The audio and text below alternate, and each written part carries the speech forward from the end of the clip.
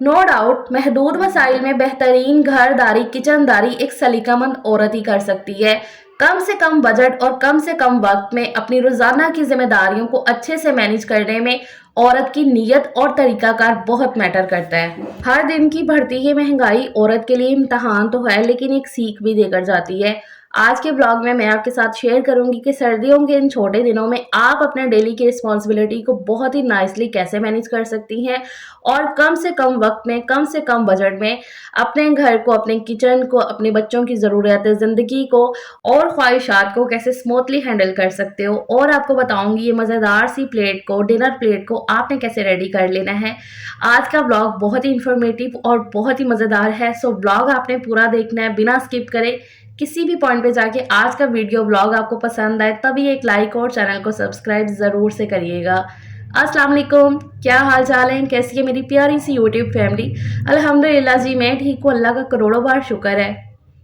अभी शाम के 4 बजे का टाइम है और आजकल शाम तो जैसे दोपहर होती है ना, दोपहर के 3 बजते हैं तो बस शाम होने लगती है। दिन इतने छोटे हो गए हैं और काफ़ी ज़्यादा ठंडे भी हो गए हैं।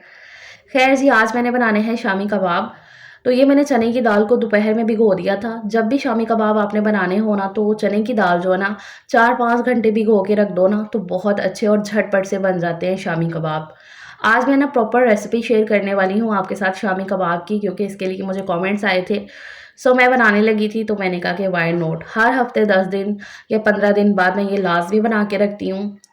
आपको पता ही है, तो अगर नहीं पता मैं दोबारा से बता देती हूँ कि बहुत ज़्यादा काम में आ जाते हैं बच्चों के लंच बॉक्स बनाने में, या घर में भी अगर आपने कभी कुछ नहीं बनाया है तब भी। और अब तो वैसे ठंडी का मौसम है ना, तो चाय के साथ कुछ ना कुछ खाने को दिल करता है। अच्छा, यहाँ पर ना चने की दाल को मैंने भिगोया हुआ था 4-5 घंटे से धो धा कर। अभी वही उसका पानी स्ट्रेन करके, तो सबसे पहले मैंने कुकर में चने की दाल ऐड की है और साथ में चिकन डाल दिया है। अच्छा, चिकन ना मैं कभी भी शामी कबाब में बोनलेस नहीं ऐड करती हूँ, मैं हड्डी वाला ही चिकन यूज़ करती हूँ, इससे ज़्यादा मज़े का फ्लेवर आता है। तो मैंने इसमें चिकन ऐड कर दिया है, बोन वाला ही था जो मेरे पास, वही ऐड किया। 1 पाव चने की दाल है तो उसमें मैंने 1 पाव ही चिकन ऐड किया है। अब इसके अंदर मैंने डाल दिया एक मीडियम साइज़ का ऐसे रफली सा कटा हुआ प्याज और साथ में अदरक और लहसुन। लहसुन जो है ना साबुत ही ऐड कर दिया है, वो उसमें पक जाएगा, और अदरक को मैंने ग्रेट कर लिया था। अभी इसमें साथ में ये कोई 7, 8 या 10 सब्ज़ मिर्चें, हम गिन लो कितनी है, तो इतनी भर के मैं सब्ज़ मिर्चें ऐड करूँगी। मैं शामी कबाब के अंदर ना सब्ज़ मिर्चें ही ज़्यादा ऐड करती हूँ, इसी से जो है ना स्पाइसीपन लाती हूँ और बहुत मज़े का फ्लेवर आता है सब्ज़ मिर्चों से। लाल मिर्चों से ना इतना वो नहीं आता है। हाँ, मैं लाल मिर्च भी ऐड करूँगी, लेकिन ज़्यादा मैं इसमें सब्ज़ मिर्च ऐड करती हूँ। इसमें जो लाल-लाल सब्ज़ मिर्च हुई थी ना, वो भी मैंने डाल दी है। रफली से इसको मैंने काट लिया है। साबुत भी अगर ऐड कर दो ना, तो वो फिर ना पीसते हुए ज़रा थोड़ा-सा होता है, तो इसलिए ना फिर पहले ही मैंने काट के ऐड किया है। अब इसमें मैं अपने हिसाब से स्पाइसेस डालूँगी। स्पाइसेस में इसमें मैं पिसी लाल मिर्च थोड़ी-सी मैंने ऐड कर दी है, साथ में नमक और साबुत धनिया, ज़ीरा साबुत और हल्दी। दड़ा मिर्च, कुटी मिर्च जो होती है ना, वो मैं इसमें नहीं ऐड करूँगी, क्योंकि मैंने ऑलरेडी काफ़ी ज़्यादा सब्ज़ मिर्चें डाली हैं, तो इसलिए। और इसमें खुश्क धनिया जो है ना, वो मैं थोड़ा ज़्यादा ही ऐड करती हूँ, खुश्क धनिया और ज़ीरा, बहुत मज़े का फ्लेवर आता है उससे। तो वो सारे स्पाइसेस डाल के इसमें पानी जो है ना, इस टाइम पे ये बहुत ध्यान रखना पड़ता है कि पानी की क्वांटिटी को ना आपने इतना रखना है कि दालें भी गल जाए, चिकन भी गल जाए और बिल्कुल जो है ना पानी इसमें से ख़त्म हो जाए। हाँ, मतलब ओवर पानी अगर होगा ना, तब भी शामी कबाब अच्छे नहीं बनते हैं। इस टाइम पे ना बहुत ज़्यादा देखना पड़ता है। तो पानी इसमें मैंने ऐड कर दिया है। चिकन ने भी अपना पानी छोड़ना होता है, इसलिए ना पानी बस कम ही आपने रखना है। और बस मैंने कुकर लगा दिया था। उसके बाद जी मैं आ गई अंदर, मुझे ना सर्दी सी लग रही थी। और अब ना जैसे-जैसे मैं कहती हूँ कि इंसान की ना ज़िंदगी के साल गुज़रते हैं ना, वैसे-वैसे उसमें जो है ना पहले जैसी एनर्जी नहीं रहती है। शादी से पहले ऐसा होता था ना कि मैं भरी सर्दी में भी ना बहुत ही कम ऐसा होता था कि मैं जर्सी और स्वेटर पहनूँ। और अब तो हालाँकि वैसी वाली सर्दी अभी नहीं आई है, लेकिन फिर भी ना बहुत ज़्यादा ठंड लगने लगती है। तो यहाँ पर ना फिर मेरा दिल किया कि मैं जाके सॉक्स पहन लूँ। तो सबकी सॉक्स मैंने ना एक ही शॉपर में डाल के रखी हुई हैं। एक सॉक्स के अंदर दूसरी डाल के ना, तो इस तरीके से मैं रख देती हूँ ताकि ना गुमे वगैरह ना। तो वही मैंने निकाली और पहन ली हैं। बच्चे अभी अंदर ज़रा चिल मार रहे हैं। आजकल ना मैं इनको दोपहर के टाइम नहीं सुलाती हूँ, क्योंकि टाइम ही नहीं होता है सोने का। बच्चे इधर से आते हैं, सपारा पढ़ा और फिर इधर से बैठ जाते हैं वो पढ़ने के लिए। तो फिर सुलाती मैं नहीं हूँ, हालाँकि उनको नींद आ रही होती है। जैसे वो बिस्तर में लेटते हैं ना,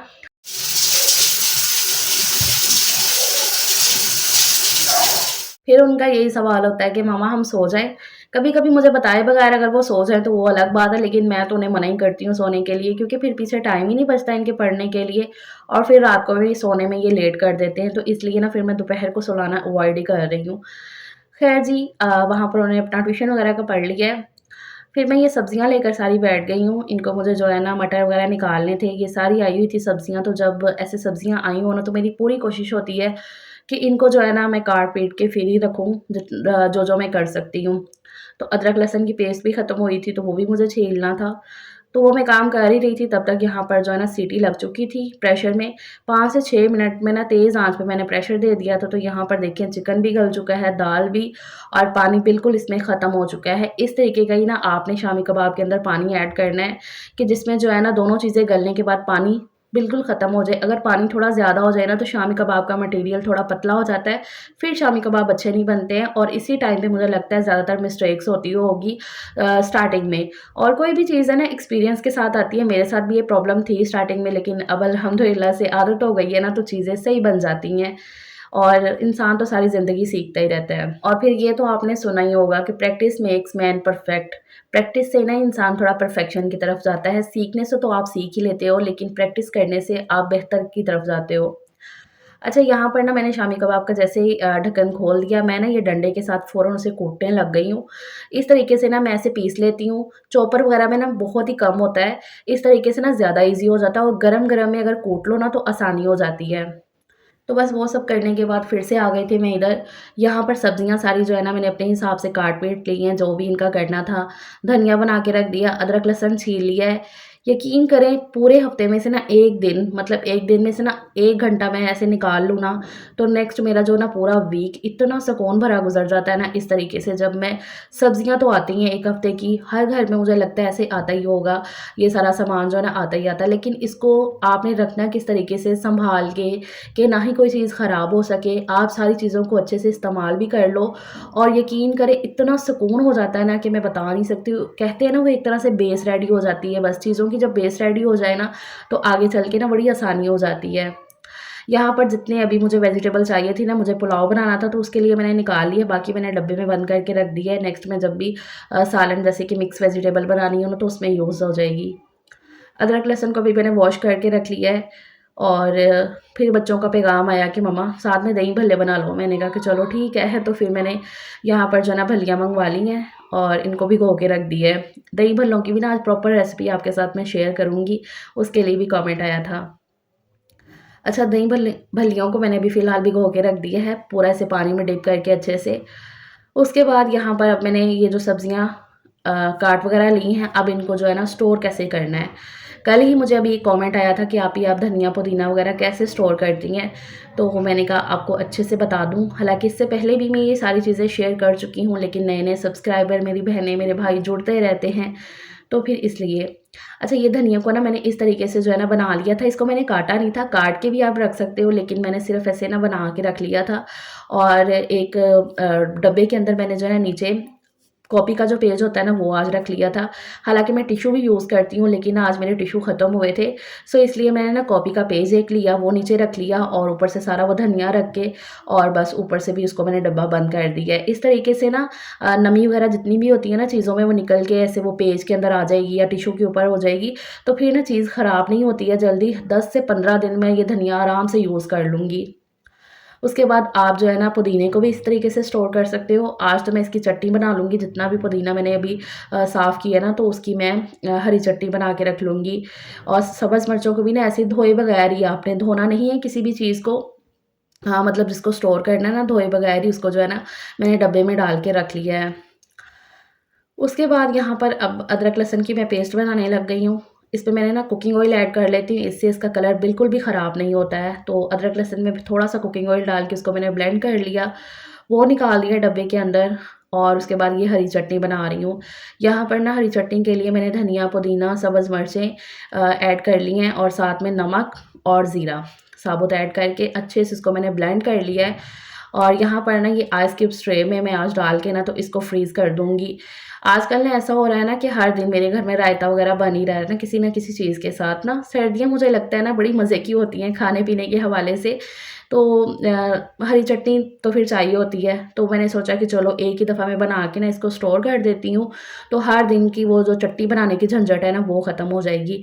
तो यहाँ पर आइस क्यूब्स मैंने फिल कर दिए वो सारे चटनी, थोड़ी-सी मैंने रख ली है अभी दही भल्ले बनाने के लिए। अदरक लहसुन की पेस्ट भी बन चुकी है, डब्बे के अंदर भी ना थोड़ा-सा मैं कुकिंग ऑयल डाल देती हूँ, तो कलर इसका बिल्कुल ख़राब नहीं होता है। 10-15 दिन जितने दिन मतलब 1 महीना भी मैं यूज़ कर लूँ, उसका कलर एज़ इट इज़ ही रहता है। तो बस दोनों चीज़ों को मैंने फ्रिज में रख दिया है। मतलब जो आइस क्यूब्स बने भरे हैं ना उसके चटनी के, वो तो फ्रीज़र में मैंने रखे हैं और बाकी अदरक लहसुन को मैं फ्रिज में ही रखती हूँ। वो सब करने के बाद अब मैं लग गई थी तैयारी करने के लिए खाना बनाने की जो आज बनेगा। तो खाने में मैंने मिक्स वेजिटेबल का पुलाव बनाना है।